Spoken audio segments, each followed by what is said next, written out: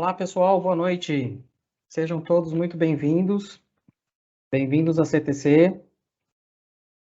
Aqui com a oportunidade de podermos falar com vocês sobre segurança. Boa noite, Marco Antônio Seabra. Como é que vai, colega?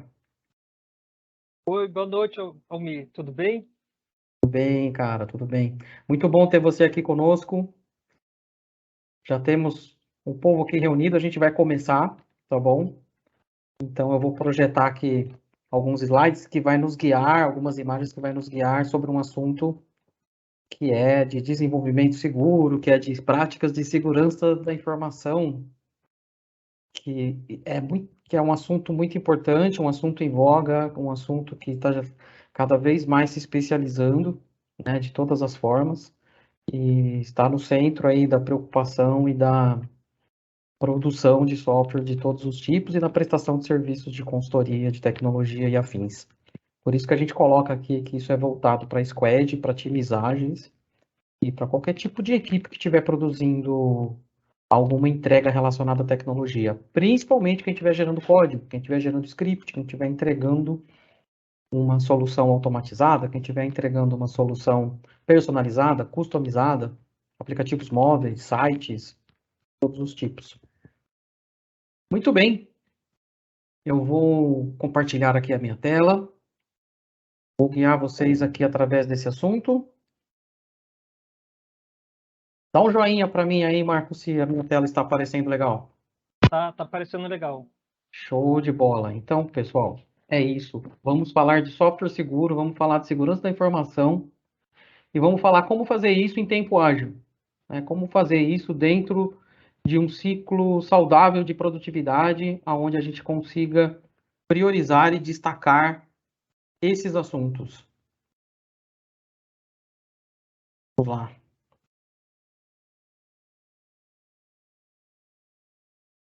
Mais uma vez, muito bem-vindo a todos. Nós somos a CTC.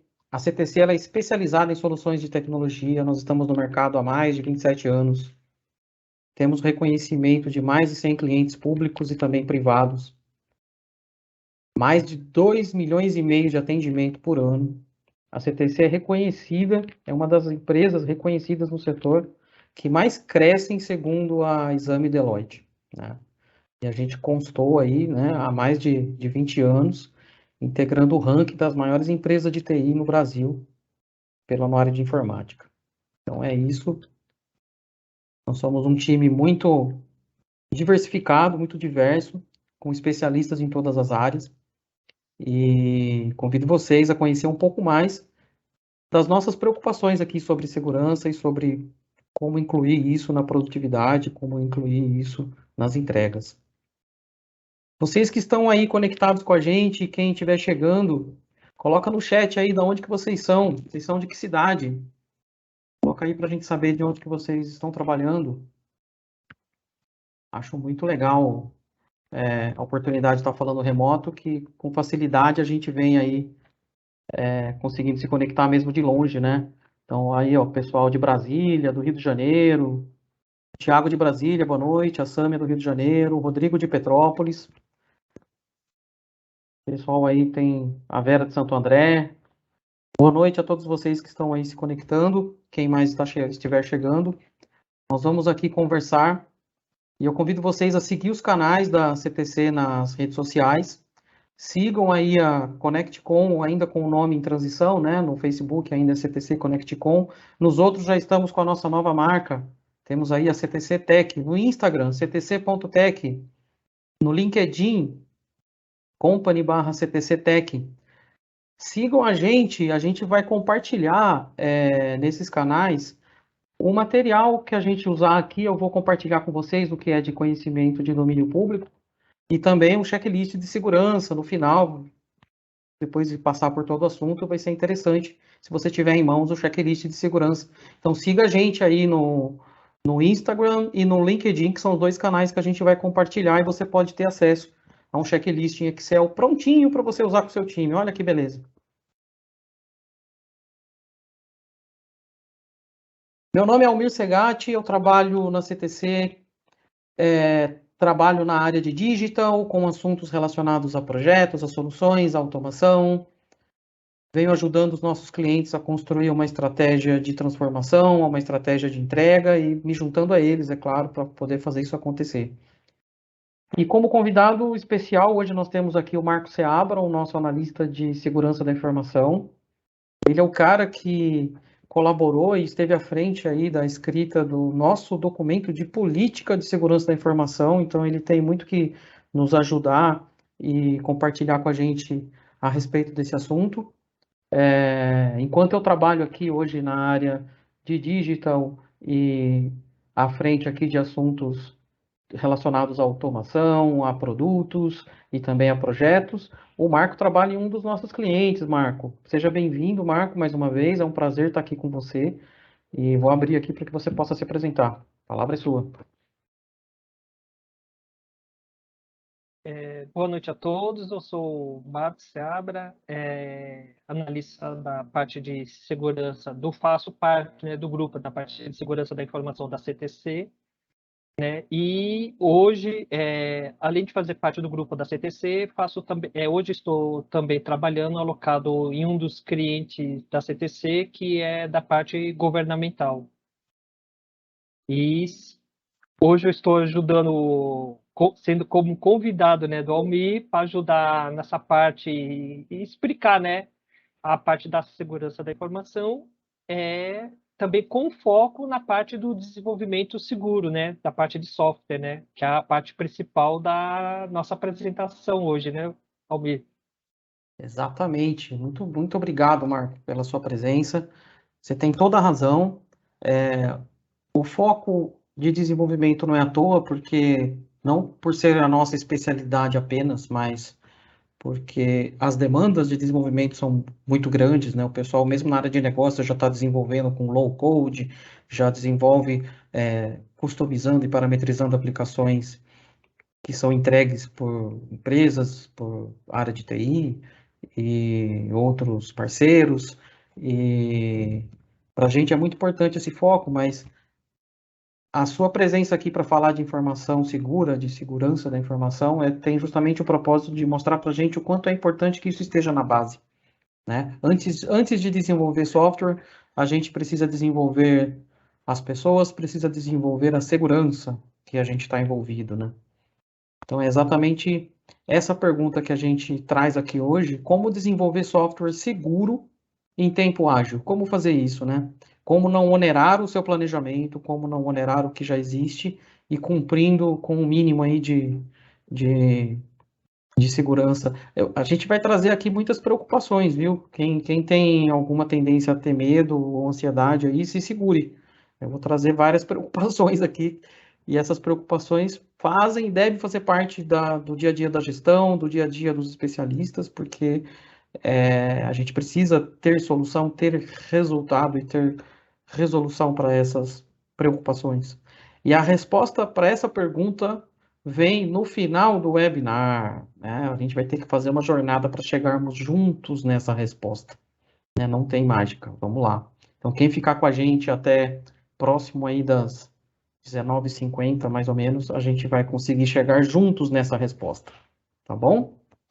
Vamos lá, então. Vamos contextualizar. Olha só, a gente tem hoje cada vez mais um ambiente muito diverso, né? Até um tempo atrás, alguns anos atrás, a área de desenvolvimento de software ou de entrega de tecnologia era restrita aos especialistas, né? A gente tinha ali, antes dos grandes players, a gente tinha as software houses, antes das software houses a gente tinha os CPDs, ainda era restrito a uma área especialista. Hoje não. Hoje um projeto de software se forma em torno de um squad que tem multidisciplinaridade. A gente tem vários tipos de profissionais atuando ali, todos colaborando, cada vez mais usando mais de uma ferramenta colaborativa, vários papéis. Você pode ter no mesmo time, por exemplo, a CTC, que se destaca aí pela sua área de inovação em saúde, tem no mesmo projeto médico, tem enfermeira, tem pessoal jurídico, junto com os desenvolvedores, junto com testers, junto com o próprio cliente, com área de negócio, com especialistas de negócio, com parceiros. Então, uma equipe muito diversificada, né? E as equipes trabalhando juntas, parte das pessoas on-site nos escritórios, no escritório do cliente, parte home office, e toda essa diversidade, toda essa mistura andando juntas, buscando redução de custos, buscando trazer resultado, buscando entrega de qualidade, buscando compliance com legislação, com regulatório, buscando rodar os objetivos da operação, atender o negócio. Isso tudo é muito comum para a gente no dia a dia. Estou descrevendo aqui para quem, se fosse para alguém que não é da área, vai olhar para essa descrição aqui e falar, pô, entendi o que vocês fazem, legal. Só está faltando uma palavrinha nisso tudo aqui, né? Segurança, onde é que está isso, né? Muitas vezes está implícito. Segurança raramente aparece, vejam aí se não faz parte da realidade de vocês, mas raramente aparece a palavra segurança quando não vem junto com o problema de segurança. Normalmente a segurança vai ser tema quando alguma coisa acontecer, e aí precisa reagir. Então a gente tem uma postura reativa à segurança, né? Isso é muito prejudicial. E não é mérito ou demérito de ninguém, não. As coisas rodam assim, então é preciso, mais uma vez, buscando transformação, buscando agilidade, é preciso trazer segurança para o tema, né? É preciso trazer para a mesa, é preciso olhar para o escopo, é preciso olhar para backlog e colocar segurança como uma palavrinha aqui no meio de todas essas coisas que a gente busca. E será que a gente corre perigo, a gente corre risco com relação à segurança, né? Qual que é a diferença aí de perigo e risco? A gente está exposto a isso, né? Então, se a gente falar que os problemas de segurança é um tubarão no mar, para a gente significa um perigo se a gente estiver em terra, né? Porque o tubarão está lá no mar. Ainda bem que ele não vem aqui na terra me atacar. Mas se eu for nadar, né? Se eu estiver lá em uma praia do Recife, que é comum ter tubarões ali na orla, ter tubarões ali nas águas rasas. Se eu entrar para me banhar ali nas águas rasas das praias maravilhosas ali do Recife, o que vai acontecer? Eu vou estar em risco. Já não estou mais correndo perigo, agora eu estou correndo risco, né? Agora imagina, se você não sabe que na praia tem o risco de tubarão, você não sabe que está correndo perigo. Você não sabe por quê? Porque você nunca leu a respeito, porque não viu uma notícia, essa informação não chegou para você, você não viu nenhuma placa avisando, né? E aí você segue com a vida normal. E é isso que vem acontecendo. A gente tem um dia a dia onde a gente não vê o perigo da segurança da informação, a gente não vê que está correndo risco. A gente não conhece o perigo e não entende que está correndo risco. Né? O Thiago está falando que lá na Praia de Boa Viagem tem um risco real, né, Thiago? Tem um risco real lá de ter um ataque e ter o risco transformado em problema. Porque se a gente conhece o risco e se a gente conhece o perigo ao qual ele está relacionado, a gente vai tentar não se expor, né? E a gente corre perigo e a gente está em risco hoje na área com relação ao tema de segurança. Vamos investigar o dia a dia básico de tudo que envolve o trabalho de desenvolver software, de fazer entrega de tecnologia, de entregar um serviço que use itens computacionais aí para poder fazer a entrega. Vamos olhar isso. Vamos, às vezes, trabalhando sozinhos lá no cliente, às vezes numa equipe, conectados, né? Com essa diversidade toda. E a gente tem elementos, né? A gente está lá conectado, tem um firewall protegendo a nossa conexão, tem alguém do TI ajudando a fazer monitoramento, tem backup, tem antivírus instalado no seu computador, no servidor, temos a política de segurança, alguém vai avaliar risco, temos uma documentação do nosso trabalho que diz respeito à segurança, temos um plano de continuidade que vai nos orientar ao que fazer se acaso acontecer algum problema. Temos mesmo tudo isso funcionando direitinho? Ou será que a gente tem inconformidade na execução das coisas quando a gente olhar para uma análise da política de segurança? Será que está cumprindo o que está escrito lá? Será que a gente está priorizando a avaliação de risco ou isso está sendo despriorizado? A gente está tratando os temas mais importantes e nunca dá tempo de falar dos riscos e perigos que a gente corre. Será que a documentação existe? Ela está atualizada? Será que o plano de continuidade existe?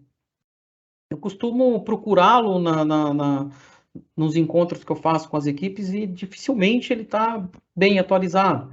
Antivírus, será que está atualizado? Você já se preocupou com isso hoje? Seu antivírus está bem aí ou não? O backup, será que foi feito testes do backup? Porque se tiver uma falta de testes do backup, estamos correndo risco.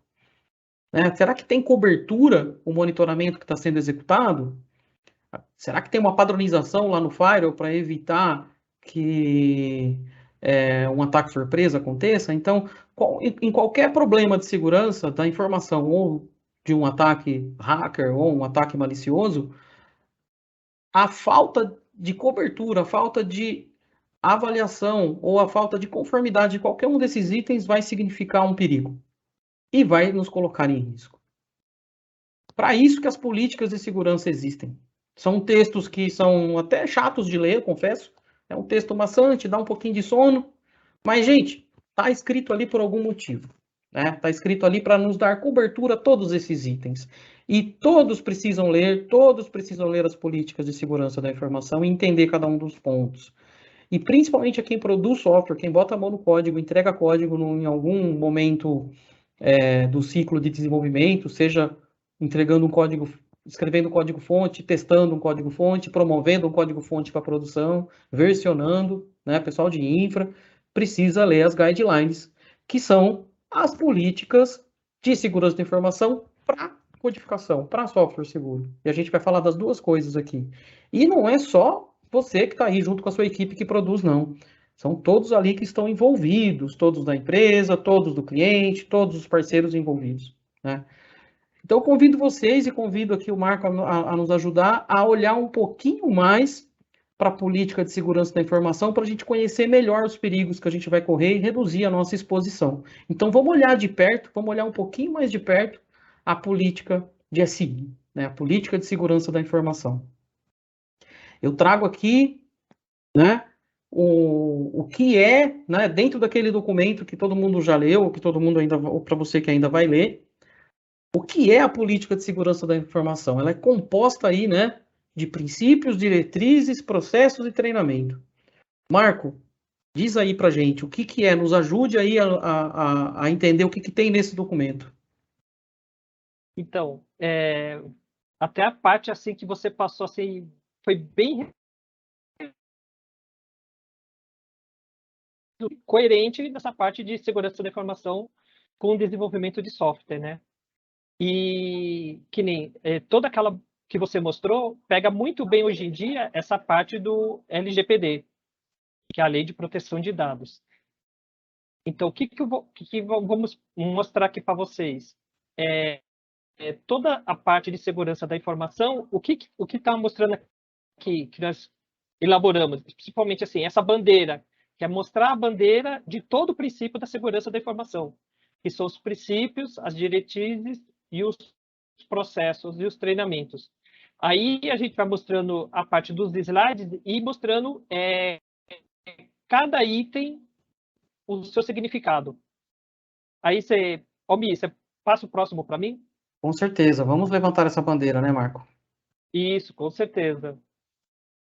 Aí a parte assim, ó, o princípio, que é uma dos tópicos da segurança da informação. O que é? É a conformidade.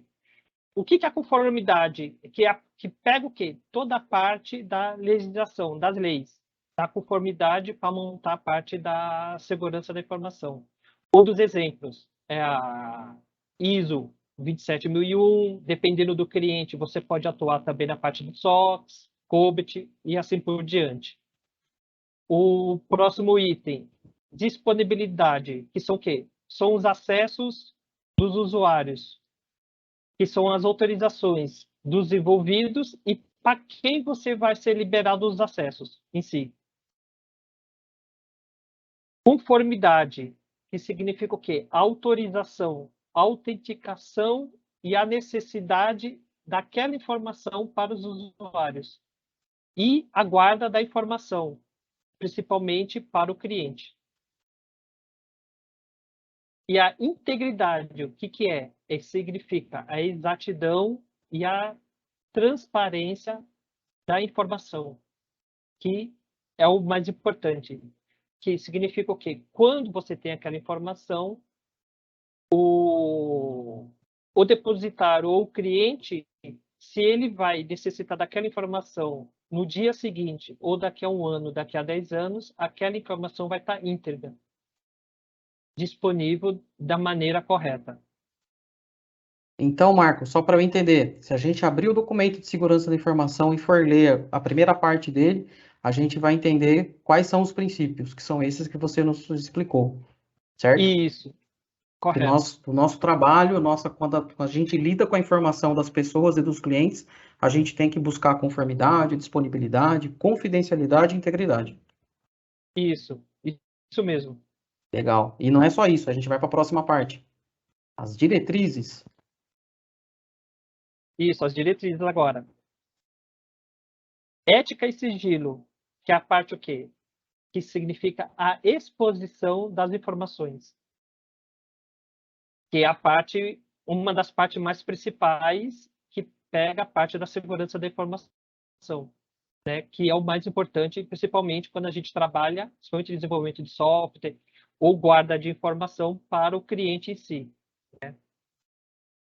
Legal. Aqui em ética e sigilo a gente pode destacar informações que podem significar uma diferença competitiva entre concorrentes, uma informação que pode ajudar ou prejudicar alguém, né? Então, o bom uso dessa informação, o alinhamento, né? Não expor uma informação sem antes ter autorização, né? Guardar o sigilo sempre com autorização, né? Então, a palavra autorização, ela ajuda a gente a manter os comportamentos dentro da ética e do sigilo, né? Isso. O acesso à identificação significa a parte, né, que normalmente o pessoal usa, principalmente assim a parte de segurança da informação, e principalmente quando vai a liberação dos acessos, né? Que qual que é a parte? Sempre a parte dos privilégios. Normalmente, que na parte de segurança é liberado os acessos do menor nível para o maior nível para os usuários. E a parte de segurança, sempre a segurança nesse nível é liberado o quê? Por segregação. Então, conforme o segmento da empresa, formada a política de segurança interna, aonde vai ser segmentado esses acessos, que vai ser para nível técnico, gerência, analista, diretoria, cada um tendo seus níveis de acessos para obter aquela informação somente para aquele determinado grupo de pessoas. Transparência, que significa o quê? A parte da informação, a finalidade da informação coletada em si, tá? Que é a parte aonde todo que significa também, né, que a transparência e a responsabilidade vai quase a mesma coisa, que a responsabilidade o que que é? É toda a parte de segurança, que é o item mais importante, sempre voltada para o negócio, que é a parte primordial. Significa o quê? Às vezes, uma informação vazada pode acabar com o negócio de uma empresa. Então, a parte da segurança em si significa o quê? Que é o mais importante, resguardar a informação que é voltada principalmente para o negócio. Exatamente. Quando a gente se deparar com qualquer problema, com qualquer suspeita, com qualquer issue, né, relacionado à segurança, a gente deve sempre reportar para o TI, seja da empresa, seja lá da empresa que você trabalha, do seu cliente. Isso tem que sempre ser reportado. A gente nunca deve fazer vista grossa, nunca deve passar por cima de uma informação importante e deixá-la quieta ou não se expor. A gente deve ser responsável em reportar porque aquilo pode ser importante. Pode ser importante que alguém veja, né? Todos nós somos responsáveis pela segurança, né? Isso, todos nós, que tem que ter essa conscientização em si, né? Que a maioria das pessoas, e dependendo das empresas, não tem, né? E precisamos, Principalmente né? hoje em dia, principalmente hoje em dia que depois da pandemia a maioria trabalha em home office, né? A maioria acredita que em home office, em casa, não precisa ter esse tipo de segurança, essa mentalidade em si, né? Que não é o correto. Exatamente. E vamos falar dos processos agora.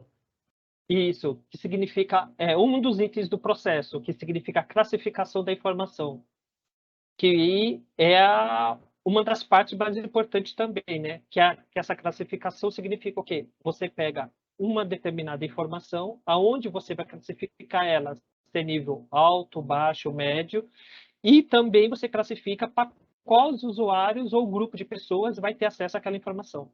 Que estava vinculado, que foi que nós falamos anteriormente, aonde você vai classificar essa informação, para quais pessoas vão ter acesso. Isso, no caso, seria uma informação mais privilegiada ou confidencial, no caso, seria a parte mais alta da cúpula da diretoria, um exemplo. Já que você Entendeu? citou um exemplo, vou dar um outro exemplo. Se a gente usar uma pasta na rede, todo mundo tem acesso igual, tá certo ou tá errado? Tá errado. É isso aí.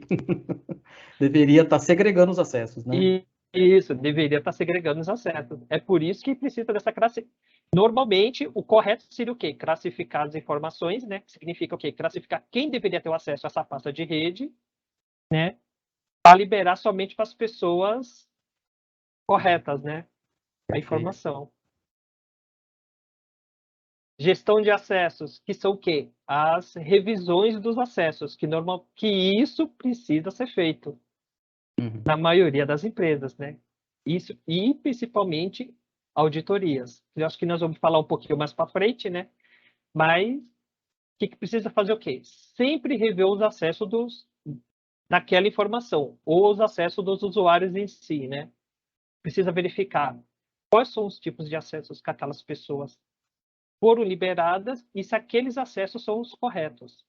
E no caso também quando sai as pessoas das empresas, um exemplo, né? Se aquele acesso foi revogado, né? E também como que é feito o descarte da informação e do login dos usuários, né? Que normalmente as pessoas não fazem isso, né? Nas empresas, né? Pois é, normalmente a gente está correndo risco e perigo. Meu Deus. Isso. Gestão de ativos. Gestão de ativos, que é o quê? É a parte que pega muita parte de governança, né? Em si, né? Que significa o quê? A parte da documentação e o plano de manutenção da documentação dos ativos. Um exemplo, você faz, que não se, no caso precisa, inventário dos equipamentos, que normalmente as empresas também não fazem, né? Inventário de equipamentos, inventário dos documentos em si, toda a parte sigilosa precisa ser feito, dos processos, como que é feito o descarte dessa documentação, no caso, impressa. Então, toda essa parte de gestão de ativos está incluído nesse item, entendeu? E gestão de risco, que é a parte de governança, que é uma das prioridades, que é a parte da segurança física e segurança lógica também, que tem que ser feito. Segurança física, que só que é a parte dos controles de acessos, né? Um exemplo que a maioria das pessoas sempre tem em mente, né? A parte de controles, que é o dos CPDs, né? E a parte de segurança física, da segurança lógica, que a maioria das pessoas às vezes esquece, que são a parte um exemplo, invasões, que na parte que na maioria as pessoas vinculam a parte de hackers, né? Que são das invasões lógicas, às vezes invasões internas e às vezes brechas de processos mal feitos na parte de softwares. Né? Puxa vida. Treinamentos. Treinamentos, que é o tratamento da informação, que significa o quê? O armazenamento e o descarte da informação em si, né? Que, no caso, um exemplo, assim, bem prático para as pessoas entenderem, você guarda informação no seu notebook. Esse notebook vai ser descartado. Como que vai ser descartado as informações gravadas no HD? Entendeu? Então, a parte, um exemplo assim, bem fácil para o pessoal entender. Existe uma política, existe a maneira correta de você fazer o descarte em HDs, em pendrives, E isso tudo nas instituições, isso nas partes das empresas em si. Que a maioria das pessoas, às vezes, faz o quê? Dá aquela só formatação básica, ou às vezes descarta, doa para uma outra empresa, e a empresa faz o quê? Faz o reverso e pega as informações. Entendeu? Exatamente. Essa é uma preocupação interessante. Quando a gente faz o recolhimento do equipamento, do notebook de um profissional, por exemplo, que saiu da companhia, né? Ou que mudou de área, esse equipamento vem para o TI e roda o processo. Mas é uma preocupação, por exemplo, quando esse profissional adquire o computador e não faz a devolução, ele continua com aquele computador e vai embora, por exemplo, ele leva as informações embora. Então tem ali um perigo, um risco que a gente está correndo, né? Então é algo que isso tem que estar na mesa aí dos gestores, isso tem que ser tratado dentro de uma auditoria de segurança, né? Ao próximo Isso, item. correto. Que é a capacitação e conscientização. Que significa o quê? Os backlogs de segurança, que a parte, tanto da parte de segurança, que significa, assim, fora e dentro da empresa, que é dos escritórios, que é aquela parte que a maioria das pessoas esquece, né? Principalmente fora, né? Quando você está, às vezes, um exemplo, como assim, com a cabeça básico que é, você está falando itens de segurança da empresa, às vezes você vai no happy hour, no barzinho, bebendo com seu colega, não sei o que, tem informações que você não deve falar, da mesma maneira que o pessoal esquece de fazer a parte de segurança quando você está trabalhando em casa. Às vezes, aquela informação que você está tendo é somente você, funcionário, com a empresa que você está trabalhando. Não necessariamente o seu cunhado precisa estar acessando aquela informação. Não é? Outro exemplo, assim, para o pessoal começar a entender a conscientização em si, né? Faz todo sentido. Isso aqui para o O, próximo. tá, próximo item. Ah, auditoria, que é um dos itens mais importantes, né? Que é a parte que tem que ter a parte totalmente da auditoria interna, que normalmente as empresas esquecem, né? Como as auditorias externas. As boas práticas pede o quê? Que sempre tenha primeiro uma auditoria interna para saber tudo que está acontecendo na empresa, para na sequência você fazer uma auditoria externa. É um dos itens mais importantes da parte da segurança da informação em si.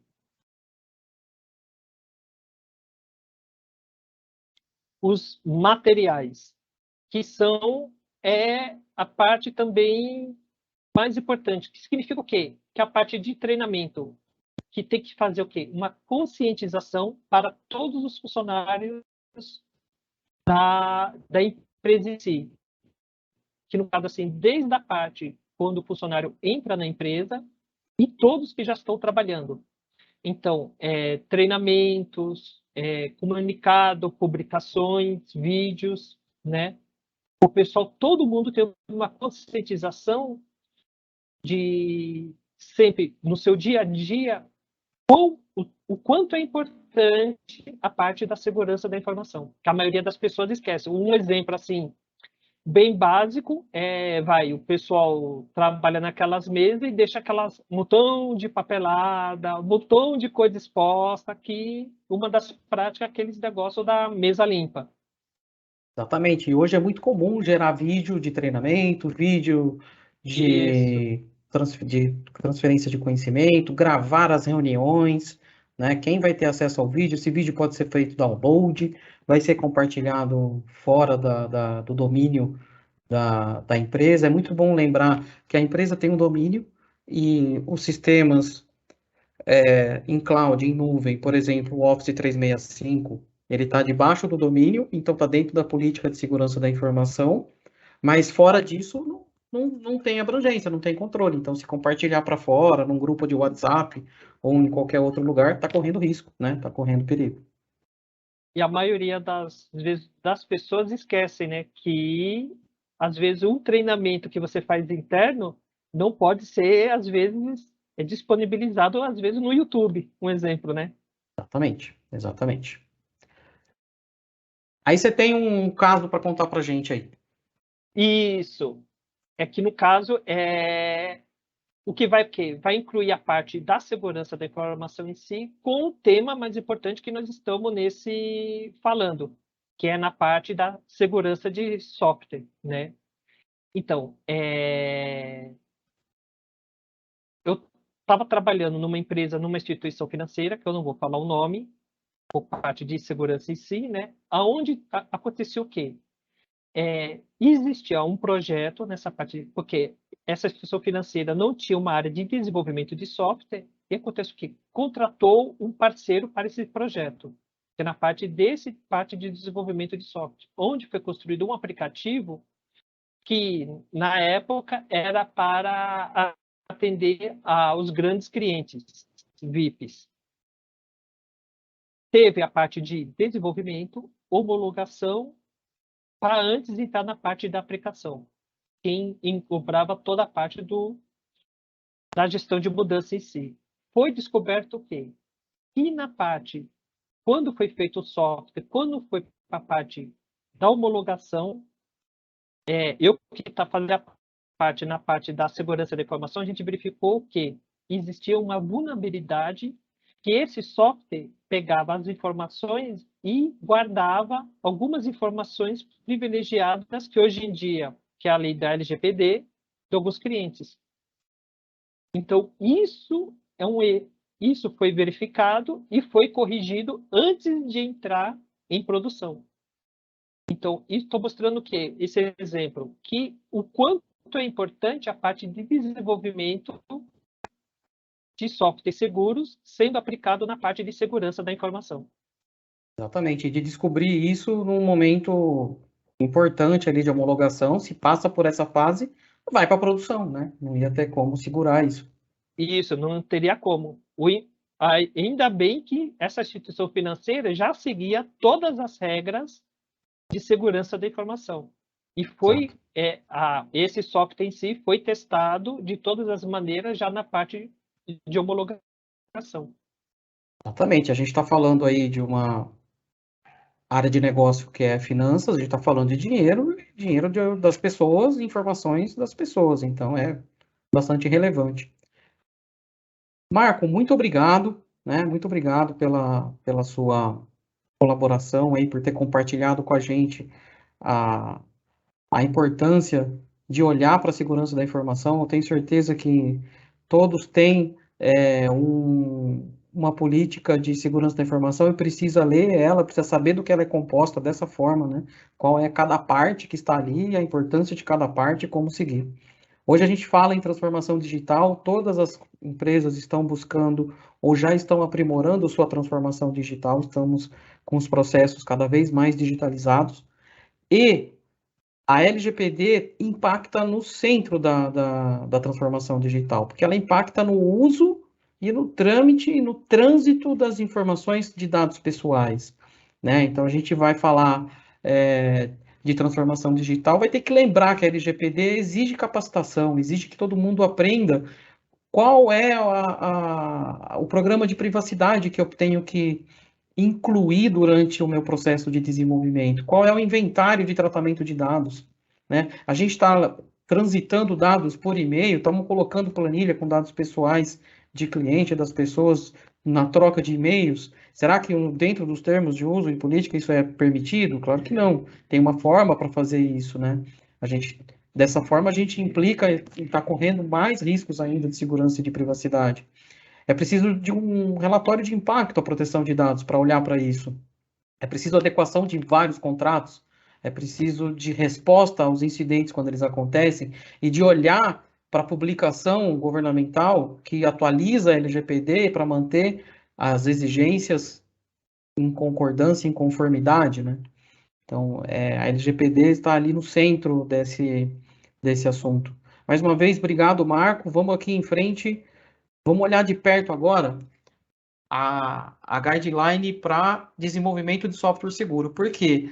como se você é desenvolvedor, se você é tester, se você é analista, se você é um PO, né, um Product Owner, alguém que cuida dos requisitos, alguém que cuida do desenho, do design, UX, não importa. Se você está no ciclo de desenvolvimento de software, você precisa, antes de mais nada, conhecer toda a política de segurança da informação e segui-la. Você é gerente e está na área de gestão, está na alta gestão, na frente de desenvolvimento, também precisa. A gente tem que estar concordante com a política de segurança da informação antes mesmo de falar de software seguro. É um pré-requisito. Uma coisa não vai existir sem a outra. Né? Então, vamos olhar agora as guidelines, que seria a política, né, as diretrizes aí de software seguro. Assim como existe um documento para segurança da informação, eu vou tomar a liberdade de mostrar ele aqui para vocês. Eu vou mostrar, a gente está falando desse documento, vamos mostrar ele, né? Tá aqui, ó, esse é o documento de política da segurança da informação, que a gente mostrou aqui, o Marco passou pelos itens de cada uma das partes que está aqui escrita. Tenho certeza que você, sendo da CTC, tem acesso a esse documento, se você é de outra empresa, você vai ter acesso à sua, se você é cliente, tem acesso também, e você vai conhecê-lo na íntegra. E todos nós que desenvolvemos software temos que seguir isso aqui. Isso aqui tem que estar no nosso dia a dia, né? A nossa gestão, os nossos líderes devem puxar isso. E o guia de desenvolvimento de software seguro, ele precisa, antes de mais nada, seguir a SI. E aí ele também tem as suas guidelines, ele tem aqui as suas preocupações. Exatamente são essas que eu estou projetando aqui para vocês. E nós vamos falar sobre elas. Então, é uma preocupação sobre armazenamento de dados, sobre a gestão das senhas, sobre comunicação segura, defesas e ataques aos sistemas e às portas, aos endereços, aos locais, aos softwares, aos aplicativos, auditoria, leitura dos registros históricos, que são os logs, prevenção e reação, como prevenir, como reagir, ambiente de desenvolvimento, proteção de dados, ciclo de vida de software. Gente, esses 9 itens fazem parte do nosso guia de desenvolvimento de software seguro. Isso tem que estar na mesa sendo seguido. Esse é o MVP de segurança, né? Para qualquer novo produto, ou para produtos ou projetos que estão seguindo e precisam estar compliance, ele precisa entender que ele tem que cumprir esses 9 itens para fazer e se certificar de que o mínimo de segurança está ali garantido, né? Que as guidelines, ou seja, as diretrizes, estão sendo garantidas. E está cada vez mais fora de moda que exista uma área de segurança cuidando disso, porque é papel de todos. Né? As áreas de segurança elas têm um papel mais de treinamento, como o Marco trouxe para a gente, e para que todos consigam manter os 9 pilares aqui de pé. Né? Então, os líderes, quem está à frente das entregas, é nossa responsabilidade manter um checklist ativo o tempo todo, sinalizando o quanto está compliance, o quanto está conforme, quanto estamos em conformidade com relação a cada um desses itens.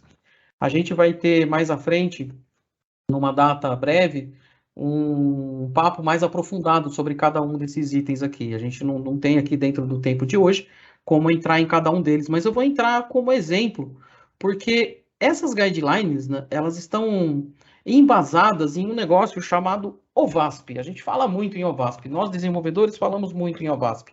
Da sigla em inglês significa Projeto Aberto de Segurança em Aplicações. Até o W aqui de segurança em aplicações web e hoje também para segurança de aplicações móveis, né? Não é a única organização, também existem outros projetos interessantes, como a OSS-TMM e o SANS, ou SANS. Vocês podem depois pesquisar. Mas a OWASP é a mais famosa e ela também tem a maior abrangência estatística de quantidade de projetos. É lá que a gente vai encontrar fórum para discussão, artigo, metodologia, documentação, ferramenta, tecnologia no campo aí da segurança. E é lá que tem esse estudo que determina que essas 9 áreas garantem que a gente tem um software seguro. Né? É uma determinação de um estudo publicado estatisticamente aí pela OWASP.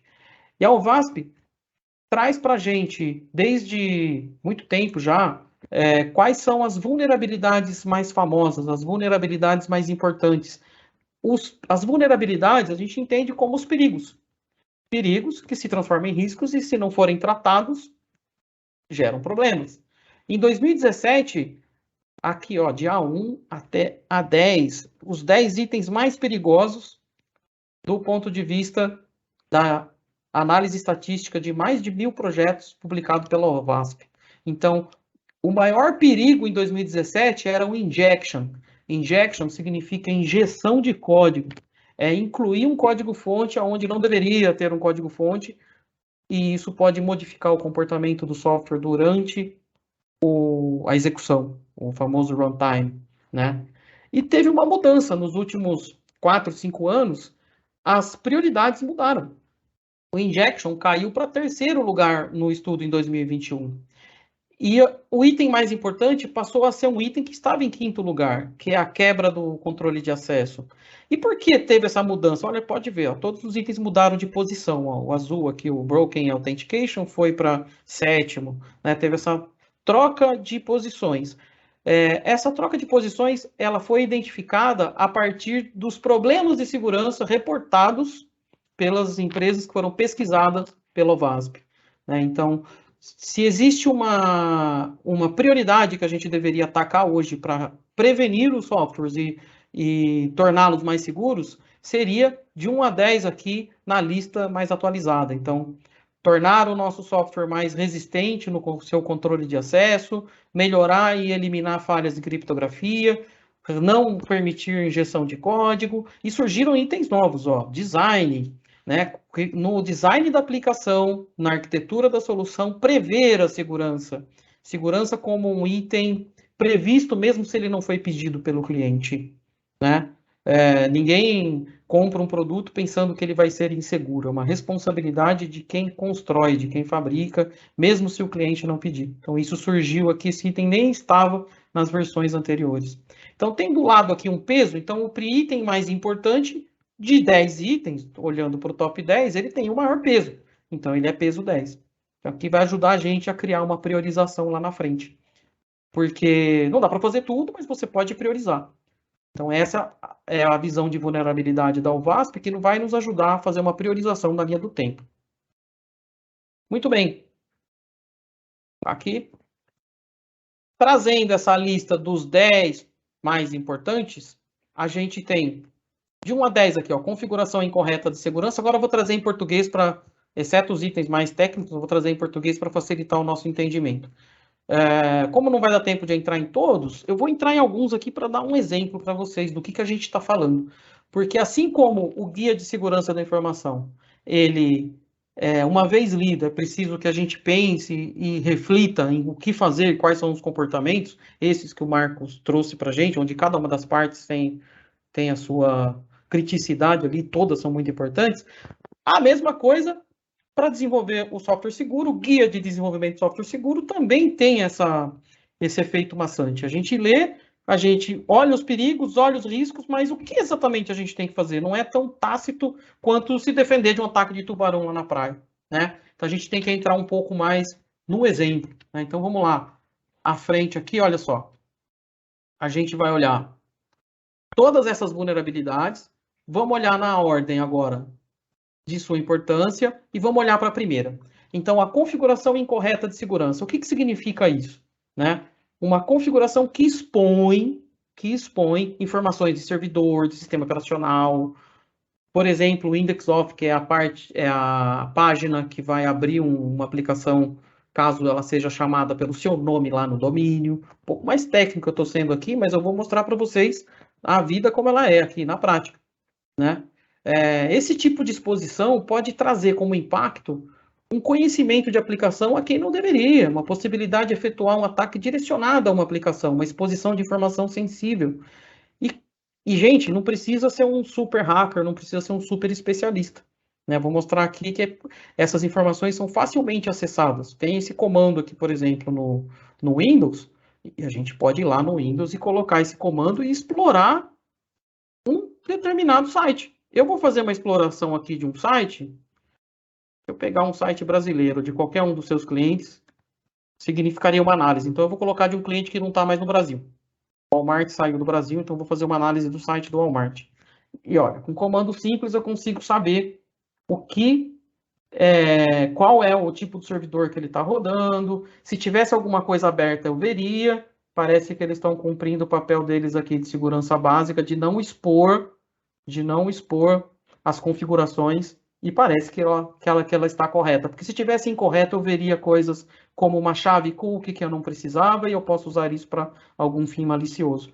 Então, veja, para que você consiga proteger seu software, tem que pensar um pouco como atacante, né? Tem que pensar um pouco como hacker que vai vir com uma finalidade maliciosa, uma finalidade maléfica. É preciso pensar para poder se defender, é preciso entender o que é feito no ataque para poder se defender. Vamos dar um outro exemplo. Esse aqui é famoso também, ó, cross-site scripting, que é uma injeção de script, né, através do cruzamento aí do uso de sites. O que significa isso? O negócio é até simples. Vamos supor que exista lá uma loja, eu também não vou entrar com o nome da empresa, vamos deixar fictício, e que essa loja tem uma página de busca. Alguém insere aqui, em verde, é um exemplo de um código que pode ser inserido. É um script, ele coloca aqui o comando script e pede a senha.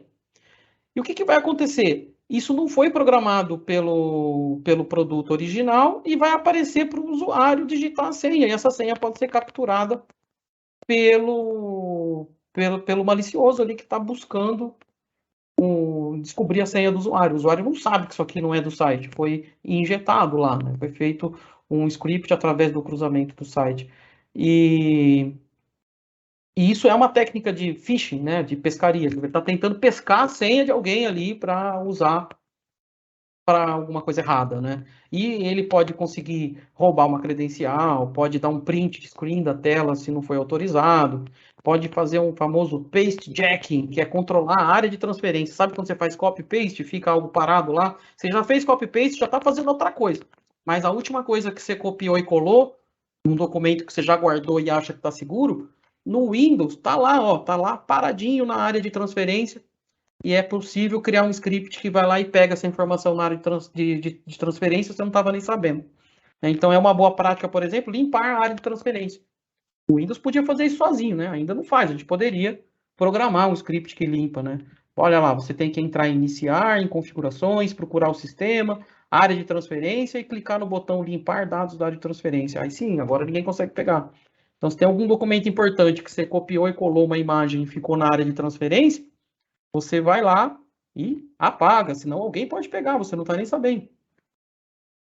Injeção de código, né? Essa é muito falada, ela era mais importante até alguns 3, 4 anos atrás, e agora caiu um pouco a importância, porque caiu o número de casos. Provavelmente as aplicações estão se adequando, né? Estão se protegendo.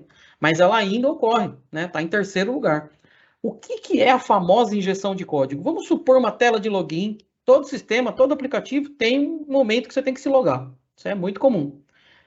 Eu poderia escrever lá o meu nome de login e colocar minha senha e ficar na minha, né? Que é o que normalmente a gente faz. Mas um ataque malicioso vai colocar na senha uma informação que é um código-fonte. E ele está colocando ali uma senha e está colocando um comando, que é um comando de busca de dados, e ele está colocando ali, ó, quando 1 for igual a 1. É óbvio que essa informação 1 igual a 1, na lógica, é verdadeiro. Se isso aqui é verdadeiro, a senha pode estar errada. Ou isso aqui é verdadeiro, vai dar acesso. Então, se o código não tiver protegido e aceitar esse tipo de coisa, o comando lá dentro do código-fonte, que espera só fazer uma comparação de usuário e senha, vai rodar um verdadeiro e dar acesso a alguém que não tinha permissão. Né? Então, é possível injetar código de sistema operacional, de SQL, de LDAP, por exemplo, de PHP, dessa forma, se o código não tiver protegido. Vamos lá para um próximo. Exposição de dados sensíveis. Né? Dentro do Google, você pode fazer uma busca do tipo ir em URL, colocar um nome de site e procurar um texto lá dentro. Com isso, você vai descobrir se tem alguma página aberta e explorar essa abertura. E isso pode dar acesso a trocar o conteúdo da página e tentar fazer um dos ataques anteriores. Veja, isso aqui não é um curso de hacker, hein? Não é para vocês saírem fazendo isso no dia a dia, não. Eu só estou mostrando porque é preciso saber quais são os ataques para que a gente possa se defender. Né? Muito bem. Referência insegura e direta a objeto. Essa é inocente e muito comum. Imagina que numa solução foi deixado os boletos gravados no site, alguém foi lá, recebeu o link para baixar o boleto e pagar. E o link era sequencial. O seu boleto era número 386, E se alguém pega esse número, se ele colocar lá no browser e mudar o 6 para 7, vai vir do próximo cliente. E mudar o 6 para 5, vai vir do cliente anterior, que não é o seu. Você já está acessando, aqui no exemplo de boleto, ótimo, né? Se pegar o meu e pagar, vou até agradecer. Mas se for uma informação mais importante e confidencial, que ela não seja com numeração sequencial, porque ela vai permitir uma referência direta a um objeto e insegura que deveria estar oculta e foi feita da maneira incorreta. Então, isso também é uma preocupação de quem está escrevendo aí história, escrevendo como o sistema tem que se comportar, né, desenhando, fazendo análise do requisito, de não permitir que esse tipo de coisa seja feita, porque depois é facilmente acessado por um usuário malicioso. Utilização de componentes vulneráveis. Essa todo mundo da área de arquitetura manja. Toda biblioteca precisa ser olhada. Ela está compliance? Ela está em conformidade? Ela está atualizada? Porque se ela estiver vulnerável, você usar ela e você não está sabendo, você está trazendo vulnerabilidade para dentro do seu sistema. E hoje é muito comum. Ninguém cria tudo do zero. Você sempre está usando alguma coisa pronta para compor a sua solução. Quebra de autenticação e gerenciamento de acesso. Né? Sessões de usuário que não expiram. Então, é pegar um número de token que não expirou e usar ele, trocar ele lá no endereço para que ele não expire numa próxima compra, por exemplo, e usa um cupom depois de expirado, né? Isso é uma coisa muito comum. Os softwares precisam se proteger disso. Então, você precisa lá no código pensar como eu faço para limpar o meu token, que se eu deixar ele armazenado lá, alguém vai usar, ele pode até acessar a credencial, né? É outro risco. Esse é famoso, embora ele esteja em 8º lugar, esses 10 são os 10 mais. Existem mais fora esses 10, mas esse aqui ele é famosinho. O Cross-Site Request Forgery, ou falsificação de solicitação no servidor. Ele é muito conhecido por essa sigla, ICSRF. O que significa isso? O atacante usa lá aquela técnica de phishing para conseguir a senha ou conseguir o endereço do site, faz o cross-site que a gente viu aqui anteriormente para fazer um pedido para o servidor que não era real, que era não autorizado. Né? E consegue. E o servidor pensa que ele está falando com o cliente, quando ele está falando com um falso cliente. Né? E como resolve isso? Poxa, fazendo a validação das chamadas. Né? Não é só o cliente que verifica se o site é certificado. O servidor também tem que verificar se o cliente tem certificação e se ele é autorizado. Né? Ou se isso vem vindo de um link malicioso. Redirecionamentos e encaminhamentos inválidos. Também, quando usa o comando redirect ou usa alguma coisa para ou encaminhar as páginas, não permitir que o usuário consiga mudar o destino, porque ele vai lá e pode mudar para uma página dele, aonde ele consegue fazer o phishing, capturar dados do cliente. 10. Falta de função para controle de nível de acesso.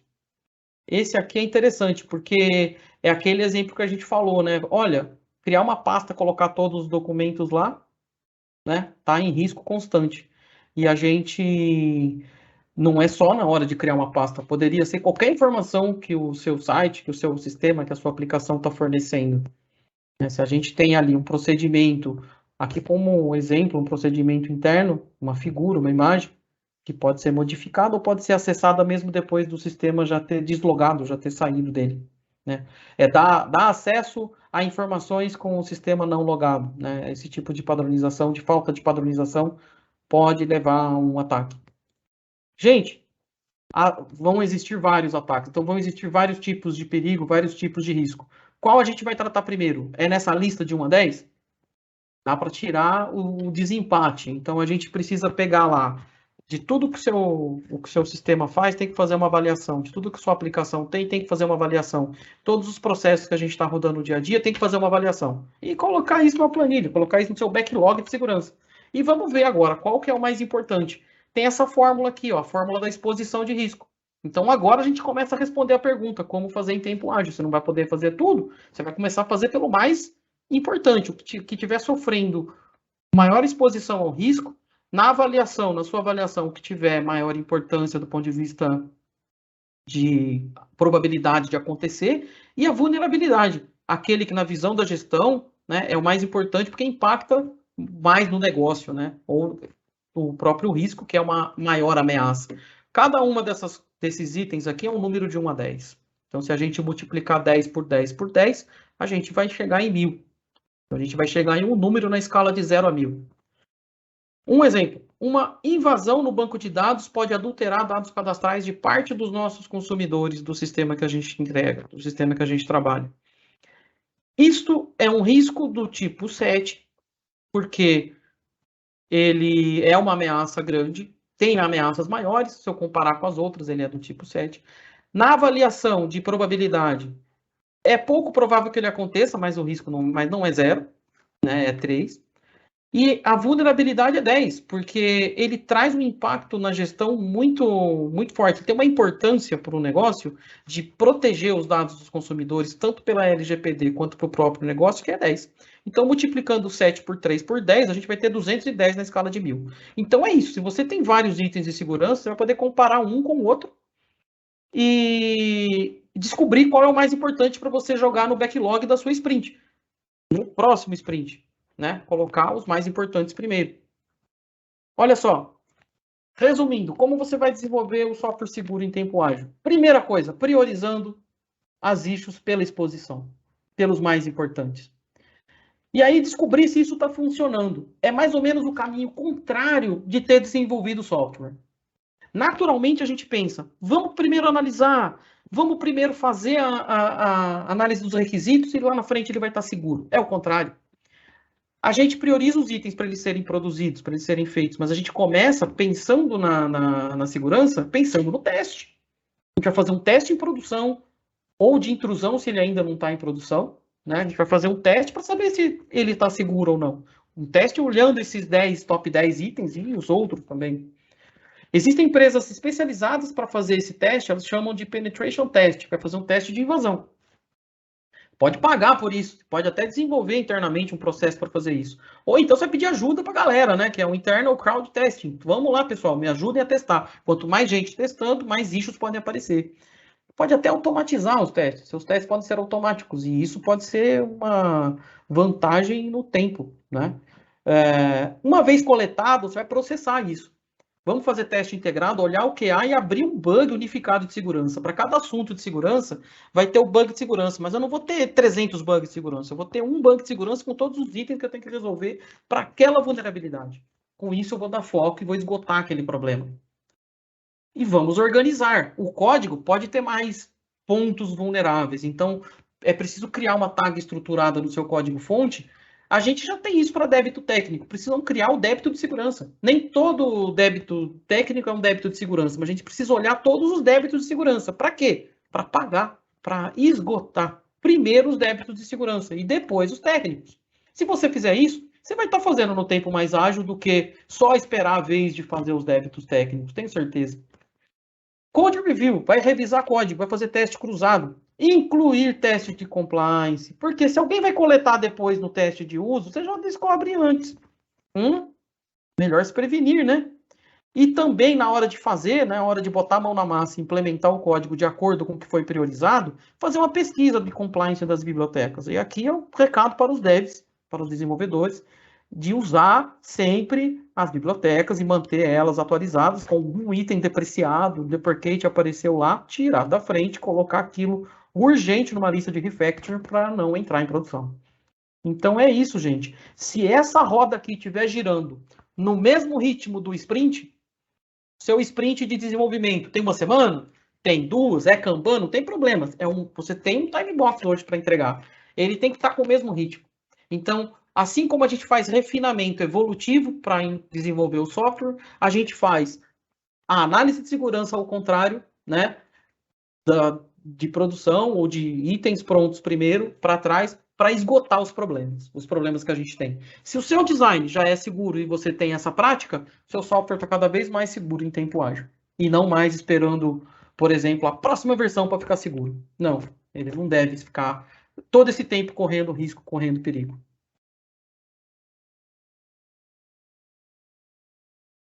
Gente, é isso que a gente queria trazer para vocês, esse resumo da importância da segurança da informação, qual é o guideline para desenvolver software seguro e como que a gente prioriza. E olhando a partir do conhecer melhor, de treinar melhor em quais são as vulnerabilidades e os riscos, os perigos que a gente corre, para que a gente consiga mudar o jeito de pensar, porque é muito comum pensar como as coisas funcionam e querer que elas funcionem. É pouco comum e deve ser mais comum para a gente, deve ser mais importante para a gente prevenir, um olhar para não deixar as coisas pararem de funcionar. Esse é o recado que o MIT trouxe no Fórum Econômico Mundial de 2021. Ele trouxe esse recado para a liderança e para cada um de nós que desenvolve software, que é um dever promover um olhar para garantir não apenas que as coisas funcionem, porque isso a gente já faz, isso já é comum. A gente precisa que o trabalho olhe para o dia a dia e diga assim, importante é que agora as coisas não parem de funcionar. Esse é o mindset de segurança que tem que estar aí no centro do desenvolvimento. Estamos aí abertos às perguntas e respostas, às dúvidas que vocês tenham. Eu agradeço demais a presença de todos e estou aqui à disposição para responder as perguntas que vocês tenham. Tem uma primeira pergunta aqui. Eu vou ler aqui a pergunta para vocês, eu acho que deve estar aparecendo no chat, que é como ser ágil e dar importância à segurança, se é comum que exista uma pressão pela entrega de funcionalidades e prazos agressivos. É uma ótima pergunta. Veja só, é muito comum mesmo. No dia a dia, a briga, a pressão é para entregar a funcionalidade. Tem que estar pronto, está atrasado, tira o atraso. É mais importante a funcionalidade. Mas veja, qualquer produto que você vai comprar, qualquer entrega de projeto que você está esperando, ninguém está esperando uma coisa insegura. Cada vez mais a segurança é a responsabilidade de quem está fazendo. É aquilo que eu disse aqui no meio da nossa apresentação. Não, o cliente não precisa pedir. Então, é um recado para product owners, é um recado para POs, é um recado para quem desenha, para quem faz design, para quem prioriza funcionalidade. Não precisamos esperar o cliente pedir. Temos que incluir guidelines, as mais importantes, sempre, e esgotar essa lista para que isso esteja cada vez mais automatizado, cada vez mais fazendo parte de qualquer requisito. E olhar para todos os itens de segurança da informação que o Marco nos ajudou aqui a olhar e ver se a gente está indo bem. Como é que faz isso? Auditoria interna. Então, a resposta a essa pergunta é auditoria interna e esgotar os débitos técnicos, identificando quais são os débitos de segurança para que eles deixem de existir. Quer pontuar alguma coisa, Marcos? Você concorda? O que você falou está 100% certo. O mais importante é fazer a auditoria interna nos sistemas, e aí sim vai corrigir todos os backlogs de erros que foram encontrados, né, para entregar o software, o sistema em si mais seguro, da maneira correta para o cliente, né? É isso aí. É assumir que existem erros a serem resolvidos, que existem problemas a serem resolvidos.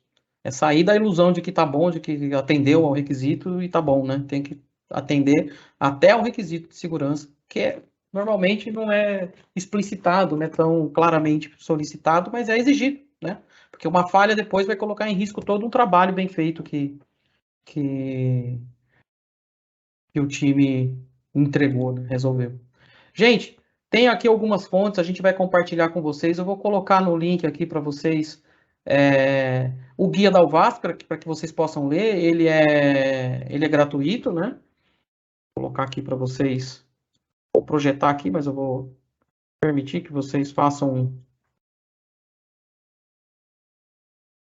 uma cópia. E para quem está procurando oportunidade, está aqui o link. Vocês podem bater um QR Code aí ou entrar no connectcom.gup.io para olhar as nossas oportunidades, as vagas que a gente tem aberto. Se quiser, se você se interessar por alguma, pode me mandar uma mensagem, pode entrar lá e estaremos felizes que você venha fazer parte do nosso time. E eu vou colocar no chat aqui para vocês o link desse guia, que vocês podem baixar ele e darem uma lida mais profunda nesses itens que eu passei com vocês, tá bom?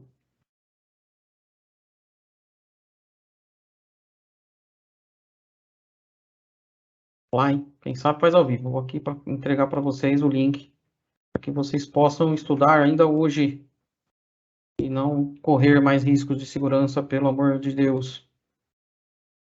Esse, muito bem.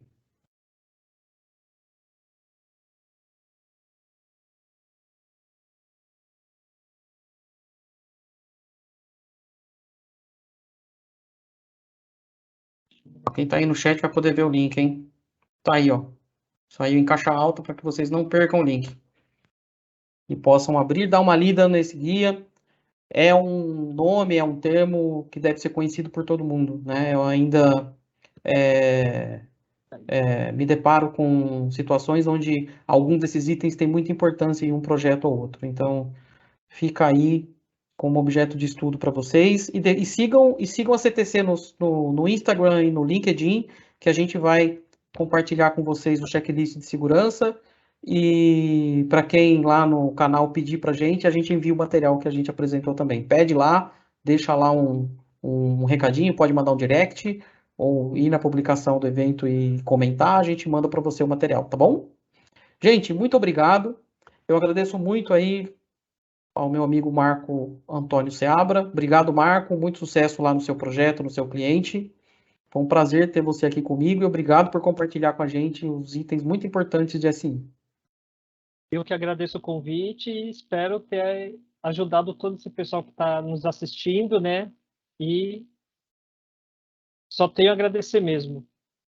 Legal, se vocês tiverem dúvidas, o pessoal da CQE da CTC tiver dúvida sobre o guia de segurança da informação, vai poder procurar o Marco, que foi ele que escreveu. Pode procurar.